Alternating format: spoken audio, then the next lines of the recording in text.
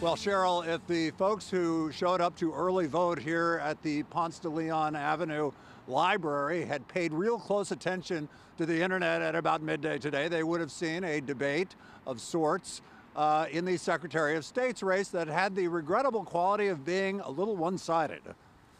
Let's meet the candidates. Democrat John Barrow showed up for the televised debate. Republican Brad Raffensperger did not. Brad Raffensperger decided not to attend this debate. Raffensperger said he had a schedule conflict. Well, the last time we were at this debate, I think I beat my opponent up pretty big on. Barrow hews to the Democrats' message about broadening voter registration and restraining purges of registered voters from the rolls. He claims that I'm opposed to maintaining our voting rolls. He's taken a difference about how best to do it and turned it into a phony claim that I'm opposed to doing it. It's dishonest as hell, and if he would hear, I'd say it to his face. We can help safeguard and keep our elections clean. In a previous debate, Raffensperger talked about having clean voter lists and curbing voter, which is rarely reported but resonates among Republicans. I will safeguard voter integrity by making sure we keep photo ID and making sure that we update our voter rolls. He will be represented by an empty podium. At today's debate, Raffensperger was represented only by an empty podium 1 week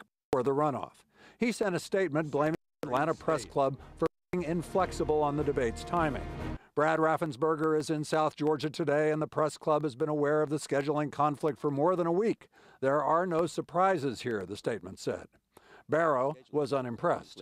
This thing was scheduled 3 days after the general election, almost 3 weeks ago, and all of us have built our schedules around this. So I just think it's just a missed opportunity for my opponent to come and defend what he's been saying.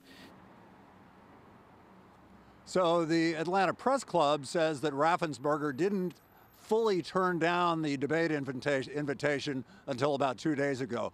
The Press Club's been scheduling debates for many, many years, and there's an art to it. The deal is that you schedule a debate, you make it firm, and you notify the candidates early. The Press Club says they notified Raffensperger and Barrow of this debate 2 days after the November election. It appears Raffensperger didn't get the message, though, for several days.